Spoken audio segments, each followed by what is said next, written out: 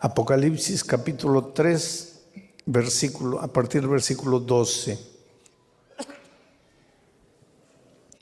Esta es la sexta promesa a la sexta iglesia del Apocalipsis. Es el mensaje a la iglesia de Filadelfia. El texto dice así, versículo 12. Al que venciere, yo lo haré columna en el templo de mi Dios, y nunca más saldrá de allí.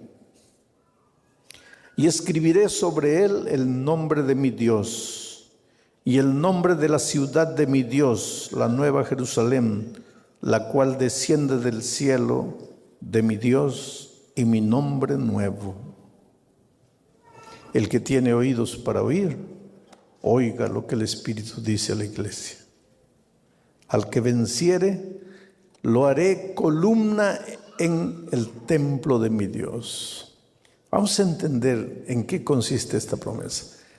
¿Qué cosa quiere decir que Dios te va a hacer columna en el templo? ¿Qué quiere decir ser columna en el templo?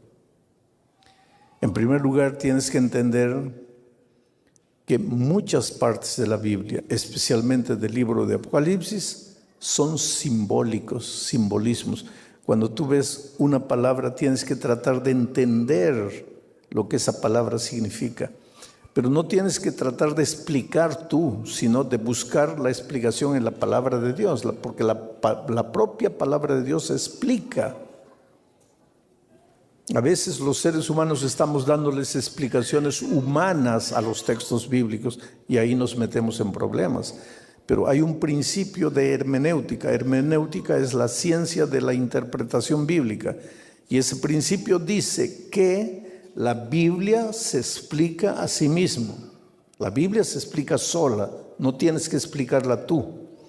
Entonces, cuando yo te digo, te hago la pregunta, ¿qué cosa significa ser columna en el templo? Tú primero tienes que entender qué cosa es el templo de Dios. Y para entender qué cosa es el templo de Dios, tú no tienes que dar tus opiniones, tú tienes que leer la Escritura, porque la Escritura te va a responder. Entonces vamos al texto bíblico para entender qué cosa es el templo. Cuando Apocalipsis dice que serás columna en el templo de Dios, ¿qué está queriendo decir?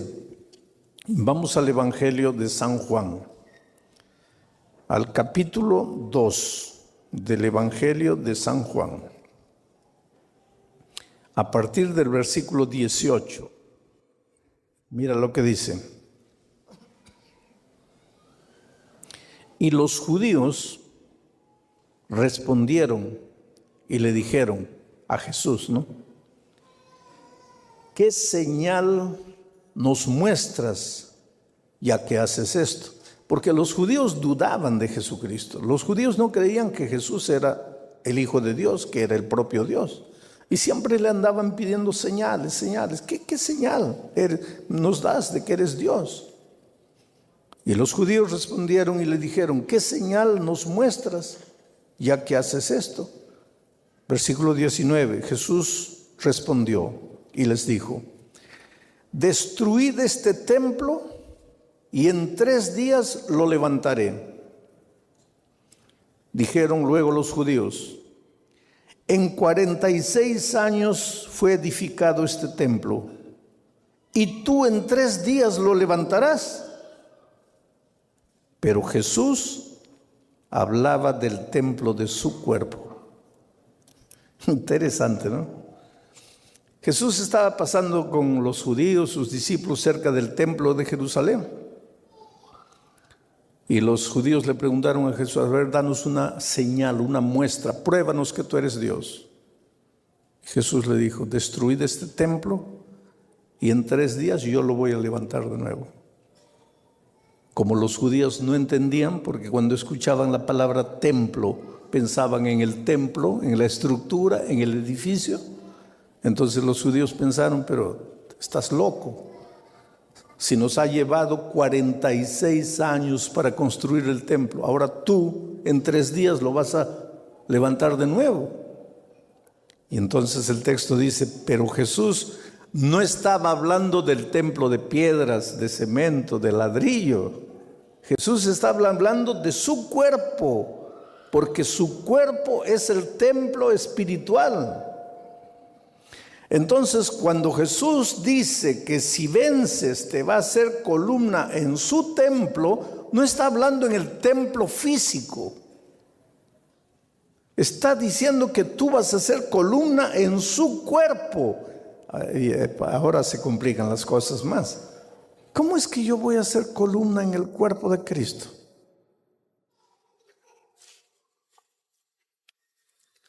Vuelvo a repetir, deja que la Biblia explique, porque la Biblia explica todo. No trates de tú dar tus ideas particulares, humanas, deja que la Biblia explique. Y entonces ahora vamos al texto bíblico de Primera a los Corintios capítulo 12. Y vamos a leer a partir del versículo 12 y dice así: porque así como el cuerpo es uno y tiene muchos miembros, pero todos los miembros del cuerpo, siendo muchos, son un solo cuerpo, así también Cristo. Porque por un solo espíritu fuimos todos bautizados en un cuerpo, sean judíos o griegos, sean esclavos o libres, y yo diría sean guatemaltecos o hondureños o salvadoreños o mexicanos o cubanos o brasileños o alemanes o americanos. Trata de entender lo que Pablo está diciendo aquí. Pablo dice así: la iglesia es como un cuerpo. La iglesia es como el cuerpo espiritual de Cristo. Y así como un cuerpo tiene ojos, tiene oídos, tiene manos, tiene pies, tiene riñones, tiene hígado, el cuerpo tiene muchos miembros, pero todos los miembros son un solo cuerpo. Así también es con Cristo, con el cuerpo espiritual de Cristo, con su iglesia. Su iglesia es el cuerpo, el símbolo del cuerpo de Cristo. Y así como un cuerpo físico tiene muchos miembros, la iglesia espiritual también tiene muchos miembros. Ahí está un miembro, ahí está otro miembro, ahí está otro miembro. Ahí está. Cada uno de nosotros somos un miembro del cuerpo de Cristo, del templo de Cristo. Y es interesante, ¿qué miembro del cuerpo de Cristo eres tú? Riñón, corazón, pulmón, hígado. Es interesante esta figura, porque en el cuerpo de Cristo a veces los miembros que más aparecen son los que menos trabajan. Y los que más trabajan a veces nunca aparecen. Y eso es así en la vida también. ¿Alguna vez tú has visto una muchacha andando con la foto de su riñón? ¿Ah? Mira mi riñón. ¿No? Pero has visto a una muchacha andando con la foto de sus ojos. Mira mis ojos, azules, bonitos, verdes. Ahora yo te hago una pregunta. ¿Un cuerpo puede vivir sin ojos? ¿Puede vivir sin ojos? ¿Y sin riñón puede vivir? ¿Qué es más importante en el cuerpo, los ojos o el riñón? Pero nadie anda con la foto de su riñón. Todos andan con la foto de sus ojos. ¿Qué está queriendo decir esto? Que a veces en la iglesia los que más aparecen no son los más indispensables. Y a veces los más indispensables nunca aparecen. Cuando tú entras a la iglesia tienes que tener conciencia de eso. Por ejemplo, en esta campaña evangelística, ¿quiénes están trabajando? Mira, ¿quién levantó esos focos con las lámparas? ¿Quién está atrás de las cámaras? ¿Quién está en los computadores? ¿Quién controla el sonido? ¿Quién limpió la iglesia? ¿Quién colocó las flores? ¿Ah? ¿Quién visita a las personas en las casas para estudiar la Biblia con ustedes? No soy yo. Yo no hago nada de eso. Yo salgo del hotel, vengo aquí y estoy 1 hora aquí, todos ustedes mirándome. Y termina y me vuelvo al hotel. No trabajé nada. Y las cámaras me están agarrando, mi rostro está yendo para todo el mundo. Y el hermano que cargó la lámpara, el hermano que colocó la flor, el hermano que barrió el piso, ¿por qué no mandan el rostro de él para todo el mundo? Es que así es la vida. Así es la vida. Y en la iglesia de Dios también son las cosas a veces así. Nunca te sientas insignificante en la iglesia de Dios. Nunca te sientas, no, yo no soy nada, yo no soy nadie, a mí nadie me saluda, a mí nadie me da importancia. No, nunca. Porque una vez yo estaba hablando justamente del cuerpo de Cristo en el Brasil y dije, cada uno de ustedes es un miembro. ¿Quién eres tú? ¿El brazo derecho? ¿La mano derecha? ¿Cuál de los dedos de la mano derecha? Cada uno es un miembro. Hay una viejita levantó la mano y dice, pastor, ¿yo qué seré? Yo seré un pelito. Como diciendo, yo no soy nada. Un pelito, ¿qué es un pelito? Un pelito, querido, cada mañana cuando yo me veo en el espejo, veo la importancia de un pelito. Entonces nunca digas yo soy un pelito, yo no soy nadie. Tú puedes ser un pelito, sí, pero eres importante. Cada uno tiene su lugar en la iglesia de Dios. Unos hablan, otros no hablan. Pero es que el que habla es boca. El que no habla es pie. ¿Cómo la boca vendría aquí a hablar si el pie no hubiera querido venir? Pues entonces el cuerpo funciona así. Todos los miembros, cada uno desde su punto de vista, desde su esquina, trabaja, colabora y ahí el cuerpo funciona. Tú eres miembro del cuerpo. Tú eres columna. ¿Para qué sirve la columna? Porque en la columna se sostiene toda la estructura. Tú eres columna del templo de Dios. Pero para eso, mira lo que tienes que hacer. Ahí vamos a volver a leer el texto de 1 Corintios 12. Porque así como el cuerpo es uno y tiene muchos miembros, pero todos los miembros del cuerpo, siendo muchos, son un solo cuerpo, así también es Cristo. Porque por un solo espíritu fuimos todos bautizados en el cuerpo de Cristo. La única puerta de entrada para ser columna en el templo de Dios es el bautismo. Esa es la puerta de entrada para que seas columna en el templo de Dios. ¿Y por qué la promesa a la iglesia de Filadelfia dice, al que venciere yo lo haré columna en mi templo? ¿Por qué? Porque tienes que vencer. ¿Vencer qué? Vencer el miedo, vencer el preconcepto, vencer las dudas, porque las grandes dificultades que tú tienes para bautizarte son las dudas. Porque muchos de ustedes ya están estudiando la Biblia, pero piensan así, ¿será que me bautizo? Y si me bautizo, ¿no estaré cometiendo un error? Después me voy a arrepentir de ese error. ¿Será que esta es la iglesia? Hay tantas iglesias en el mundo. ¿Será que estoy haciendo bien? ¿Será que no estoy haciendo bien? O entonces tú te preguntas así, pero yo ya fui bautizado por inmersión en otra iglesia y ahora ¿por qué me quieren bautizar de nuevo?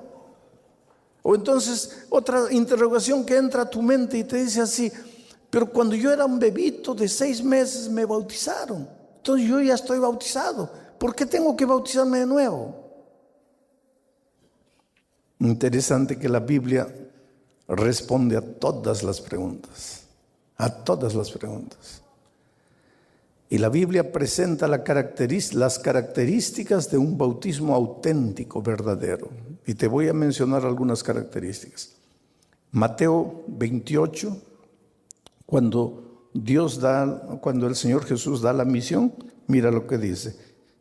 Vamos a Mateo 28. Voy a gastar un poco de tiempo, pero tengan paciencia porque ustedes necesitan saber estas cosas. Mateo capítulo 28, versículo 18 en adelante dice: y Jesús se acercó y les habló diciendo: toda potestad me es dada en el cielo y en la tierra. Por tanto, id, haced discípulos a todas las naciones, bautizándolos en el nombre del Padre y del Hijo y del Espíritu Santo, enseñándoles que guarden todas las cosas que os he mandado, y he aquí yo estoy con vosotros hasta el fin del mundo.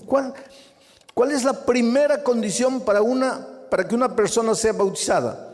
La persona tiene que tener la capacidad de aprender, porque tiene que ser enseñada, porque tiene que ser hecha discípula. Si no tiene la capacidad de aprender, si todavía no puede ser enseñada, si no tiene capacidad mental, emocional de aprender, no puede ser bautizada. Porque uno de los requisitos para que la persona sea bautizada es que tenga la capacidad de aprender. Mi pregunta es la siguiente: ¿un bebito de 6 meses tiene capacidad de aprender, de ser enseñada en las verdades bíblicas? Todavía no, va a tener, pero todavía no la tiene. Y si no tiene capacidad de aprender, ¿cómo puede ser bautizada? Esa es una pregunta interesante.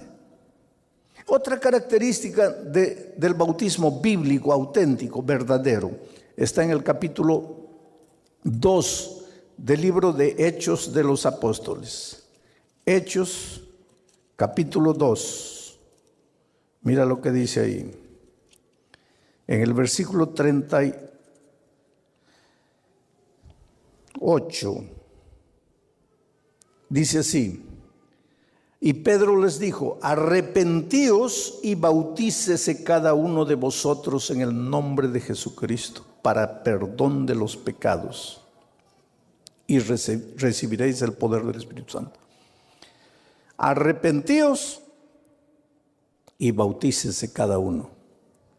Segunda característica de un bautismo verdadero: tienes que arrepentirte de tus pecados antes de ser bautizado. Un bebito de 6 meses puede arrepentirse de sus pecados. Si el pobrecito no tiene conciencia, ¿de qué se va a arrepentir? ¿Cómo se va a arrepentir? Y si no se puede arrepentir, ¿cómo puede ser bautizado? Primera característica: tiene que ser enseñado. No puede ser enseñado, no puede ser bautizado. Segunda característica: tiene que arrepentirse. No puede arrepentirse, no puede ser bautizado. Tercera característica: Marcos 16:16 dice: el que creyere y fuere bautizado, este será salvo. Un bebito de 6 meses puede creer. ¿Cómo va a creer? No tiene condición mental de creer. ¿Y cómo puede ser bautizado? Quiere decir que si un bebito es bautizado sin haber sido enseñado, sin haberse arrepentido, sin haber creído, ese bebito fue bautizado en un bautismo que no tiene las características auténticas de un bautismo verdadero. Te voy a hacer una ilustración. Vamos a decir que yo tengo aquí un billete de $100. Vamos a decir, este es de 20. También, 20. Aquí está, un billete de $20. ¿Vale alguna cosa esto? No. ¿Ah? ¿Qué puedo comprar con $20? ¿Vale alguna cosa? Vamos a decir que no tengo nada que comer, estoy muriendo de hambre, no tengo amigos, no conozco a nadie. ¿Me valdría $20 para alguna cosa? Sí, muy bien. Entonces tengo que guardarlo porque es precioso esto. Me va a salvar de muchas cosas. Lo guardo con mucho cariño aquí. No, mejor aquí, cerca del corazón, el lugar más precioso, ahí, guardadito. Ahí un día vengo a una reunión como esta y alguien dice, mire, les voy a dar las características de un billete verdadero, porque hay mucho billete falso. Les voy a dar las características de un billete verdadero. Primera característica, si pasas el dedo por el papel no es fino, el papel es medio asperito. Primera característica. Segunda característica, si tú estrujas el papel y lo sueltas, él inmediatamente se abre. Si no se abre, es falso.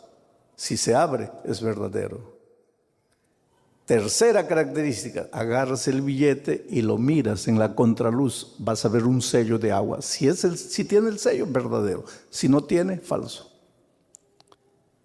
Entonces tú estás hablando aquí y yo sentado ahí saco mi billete para ver si es verdadero o falso. Primera característica, el papel tiene que ser medio áspero y yo paso fino completamente y me comienzo a asustar. Ay, Dios mío. Segunda característica, si tú lo aprietas y lo sueltas, tiene que soltarse rápido y el billete no se suelta. Ay. Tercera característica, si lo miras atrás, luz tiene que tener el sello. Y yo miro, no tiene el sello. ¿Cuánto vale mi billete? Entonces ahora tú me dices, pastor, yo me bauticé cuando tenía 6 meses. Muy bien. ¿Fuiste enseñado? No. ¿Te arrepentiste? No. ¿Creíste? No. Entonces, ¿cuánto vale tu bautismo? No estás bautizado. Entonces no digas, me voy a bautizar de nuevo. ¿Qué te vas a bautizar de nuevo si nunca te bautizaste? En las características del bautismo bíblico, no te bautizaste. Pero ahora viene Pablo y dice, yo te haré columna, viene el ángel a la iglesia de Filadelfia y le dice, yo te haré columna en el templo de mi Dios. Vas a ser un miembro del cuerpo de Cristo. Vas a formar parte del templo espiritual de Dios, pero para eso tienes que entrar al tanque del bautismo, porque es a través del bautismo que se entra al templo de Dios. Y para eso tienes que vencer. ¿Vencer qué? Tu preconcepto. Porque ahora comienza el miedo. Ay, pero si yo me bautizo, mi pobre mamá que ya murió, ¿cómo se va a sentir la pobrecita si ella me bautizó a los 6 meses? ¿Tú te das cuenta de lo que tienes que vencer? Vas a tener que vencer. Por eso dice, al que venciere yo lo haré columna en mi templo, porque tienes que vencer temores, preconceptos y muchas cosas. Ahora, hay personas que se han bautizado con un conocimiento parcial del Evangelio. Ya conocían la Biblia, ya conocían la gracia maravillosa de Cristo y se bautizaron por inmersión. Pero después descubrieron otras verdades de la Biblia, otras verdades de la Biblia. Entonces yo te voy a leer aquí lo que dice. ¿Se me cayó? Bueno, gracias. Hechos capítulo 19. Pablo llegó a Efeso y encontró gente que ya se había bautizado. Ya había sido bautizada por inmersión en el agua, pero había sido bautizada con un conocimiento parcial del Evangelio. Mira, la historia dice así. Aconteció que entre tanto que Apolos estaba en Corinto, Pablo, después de recorrer las regiones superiores, vino a Efeso Y hallando a ciertos discípulos les dijo: ¿recibisteis el Espíritu Santo cuando creísteis? ¿Oísteis hablar del Espíritu Santo? ¿Sabéis lo que es el Espíritu Santo? Y ellos le dijeron: ni siquiera hemos oído si hay Espíritu Santo. O sea, ellos habían sido bautizados por inmersión, pero nunca habían escuchado el tema del Espíritu Santo. No sabían nada, no habían oído nada. Versículo 3. Entonces Pablo les dijo: ¿en qué pues fuisteis bautizados? Ellos dijeron: en el bautismo de Juan. Dijo Pablo: Juan bautizó con bautismo de arrepentimiento, diciendo al pueblo que creyesen en aquel que vendría después de él, esto es, en Jesús el Cristo. Cuando oyeron esto, ellos fueron bautizados de nuevo en el nombre del Señor Jesucristo. Aquí está una cosa interesante. Creyentes que ya se habían bautizado por inmersión, pero no habían conocido todas las verdades bíblicas. Y cuando Pablo llega y les dice: pero ustedes ya conocen el tema del Espíritu Santo, ellos dicen: ni siquiera hemos oído hablar de este tema, pero aquí está, mira, aquí está. Entonces, ¿cómo se bautizaron ustedes? Pues con el conocimiento que teníamos, que Juan nos enseñó. Y después que Pablo les explicó todas las verdades, ahora ellos se bautizaron de nuevo en el nombre del Señor Jesucristo. O sea, si tú has sido bautizado con un conocimiento parcial del Evangelio, pero después llega un conocimiento mayor del Evangelio, no tengas miedo de bautizarte, aunque te hayas bautizado por inmersión. Porque eso es lo que hicieron estos discípulos. Pero queridos, es evidente que todos en el fondo tenemos miedo de lo desconocido, porque el ser humano es muy afianzado a sus raíces. Entonces, bautizarse quiere decir salir de lo que conoces y pisar en lo que no conoces. Entonces, eso te provoca un cierto miedo. Pero estos días estamos viendo que la puerta de entrada es el bautismo. Y por eso, si tú todavía no te has bautizado en el bautismo auténtico de la Biblia, o si te has bautizado por inmersión con un conocimiento parcial del Evangelio, pero ahora llegó el conocimiento completo del Evangelio, no tengas miedo en bautizarte. Sabes que a veces Dios llama, y tú no quieres. Dios sigue llamando. Dios te llama con tanto amor, con tanto cariño, ¿sabes? Pero el ser humano dice no. Y Dios insiste. Y yo no sé hace cuánto tiempo tú estás conociendo la palabra de Dios y estás diciéndole no al Señor Jesucristo. Una vez una señora me invitó a su casa. Ella era miembro de iglesia. El esposo no quería saber nada de la iglesia. El esposo literalmente odiaba a los adventistas, odiaba a los pastores. El esposo maltrataba a la esposa por causa de la fe. Ella fue una mujer valiente que tomó la decisión de bautizarse. Pero después de eso, el esposo le hizo la vida un infierno. Y cuando yo llegué a aquella ciudad hace muchos años, ella inocentemente pues pensó: si el pastor Bullón viene a comer a mi casa y habla con mi esposo, yo sé que Dios va a usar al pastor para tocar el corazón de mi esposo. Pobrecita, ella desde su punto de vista humano pensó: esa es la salida. Pero decía: ¿cómo lo traigo al pastor Bullón? ¿Cómo lo traigo a mi casa al pastor Bullón? Entonces usó un argumento que yo no pude rechazar, porque me dijo así: mire, mi esposo, todos los pastores lo conocen, él no quiere saber nada de la iglesia adventista, él odia a los pastores, odia a la iglesia, pero a usted, él lo quiere. Y si usted viene a la casa, porque él lo está invitando para almorzar, venga. Y pues yo dije, pues, si yo no voy, puede ser que ese hombre se pierda solo porque no fui.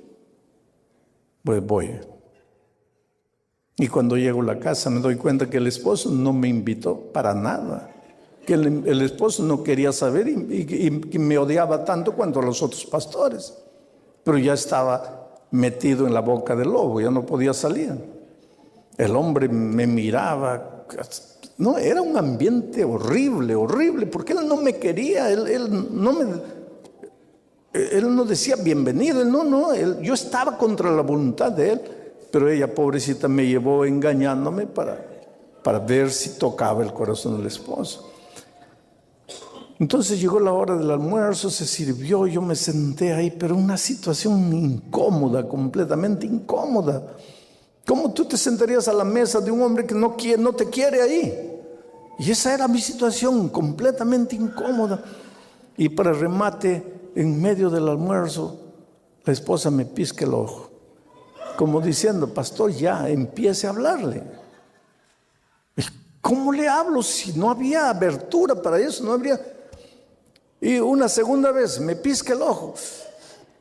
Y yo dije, no, si el hombre se da cuenta que ella me está piscando el ojo, aquí nos mata a los dos.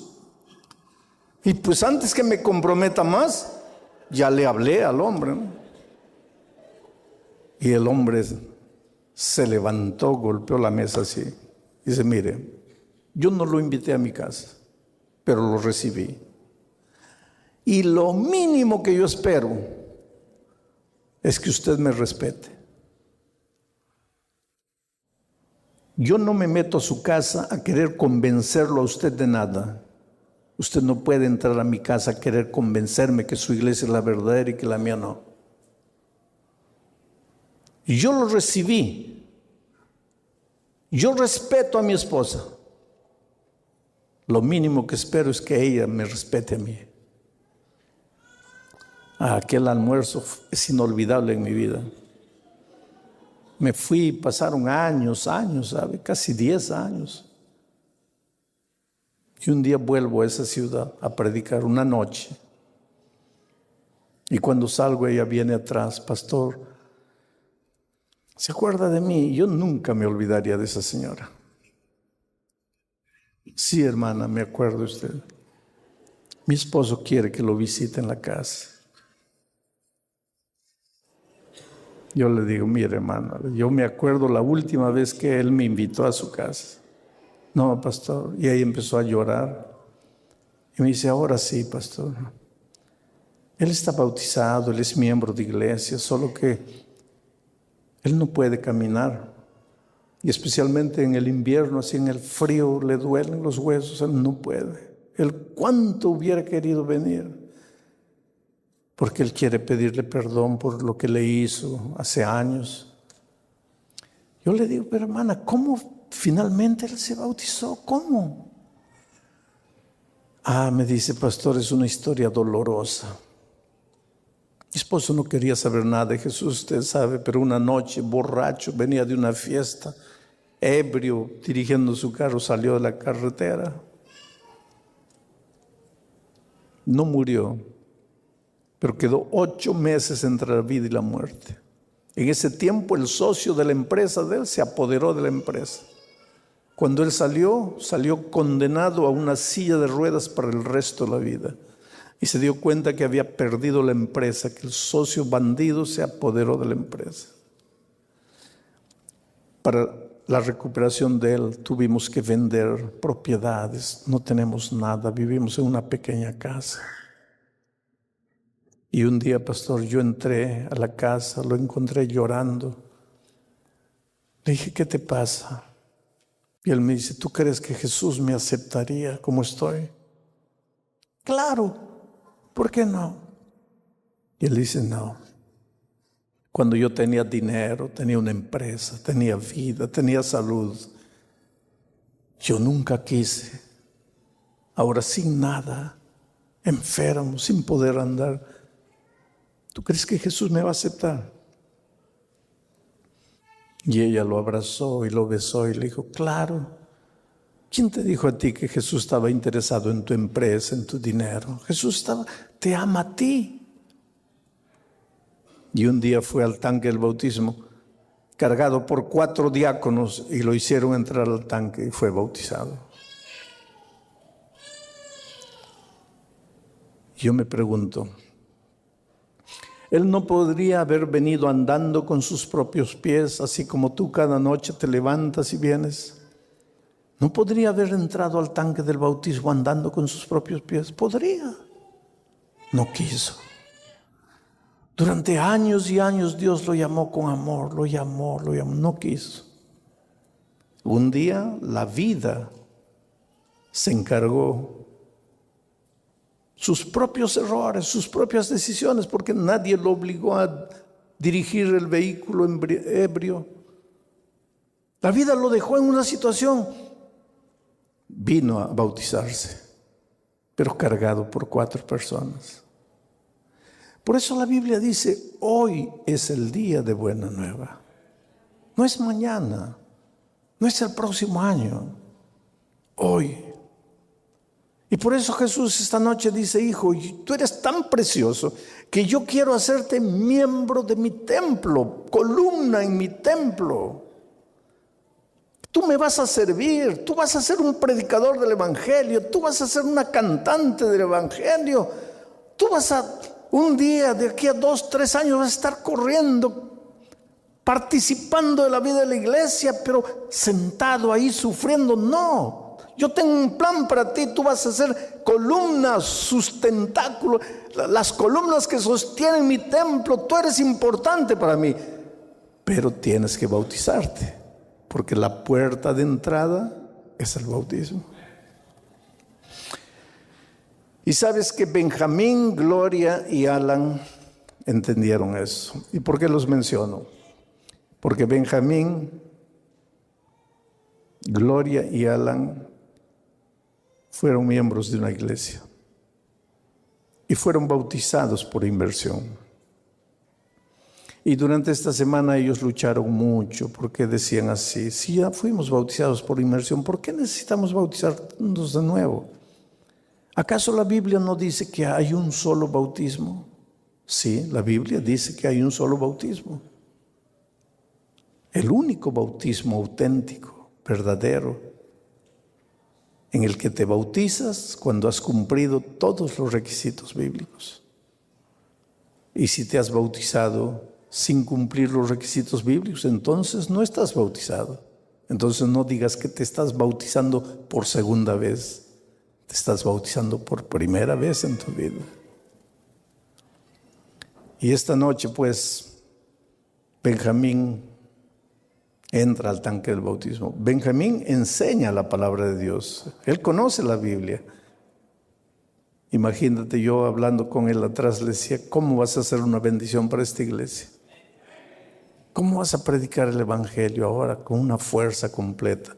Su esposa estaba animadísima, feliz de la vida. Y Alan, que ama mucho a sus padres, en la flor de la vida, en la juventud, también decidió unirse a sus padres en la ceremonia bautismal de esta noche. En este momento ellos están entrando.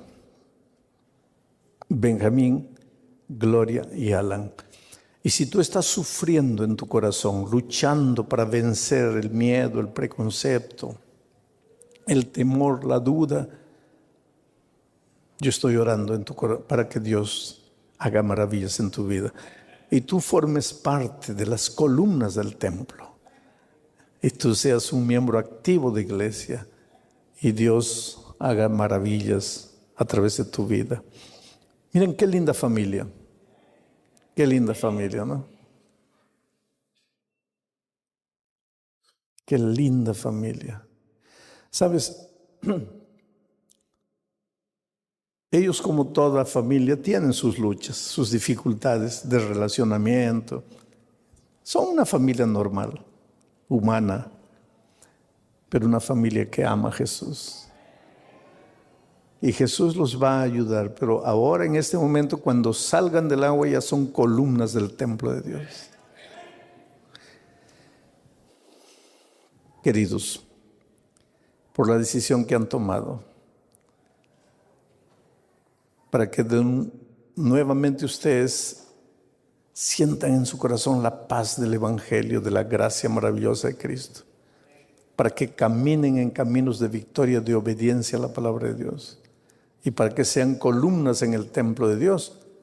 El pastor Francisco, como ministro del Evangelio, los bautiza en nombre del Padre, del Hijo y del Espíritu Santo. Amén.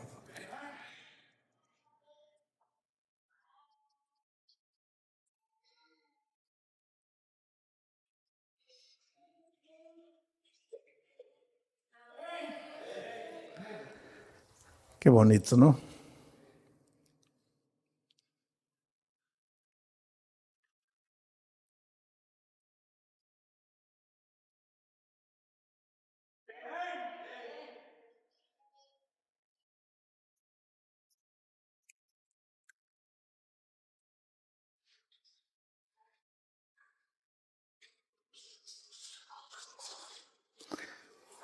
Dense un abrazo ahí. Quiero que se den un abrazo así. Muy bien. Qué bonito, ¿no?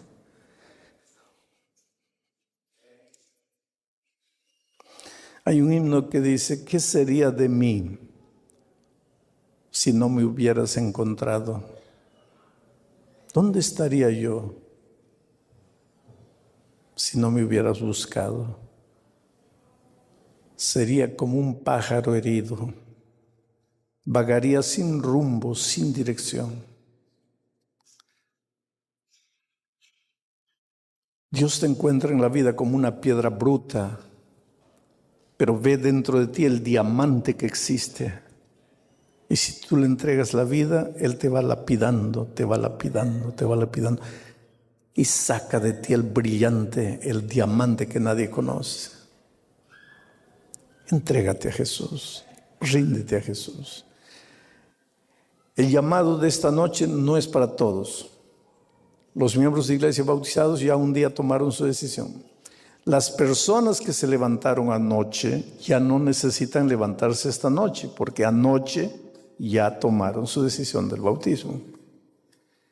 El llamado de esta noche es para los que quieren bautizarse, quieren prepararse para el bautismo, pero que no se han levantado anoche, porque no estuvieron o porque no pudieron, pero que esta noche sienten que quieren ser columnas en el templo de Dios. Voy a estar orando en mi corazón para que el Espíritu de Dios te traiga.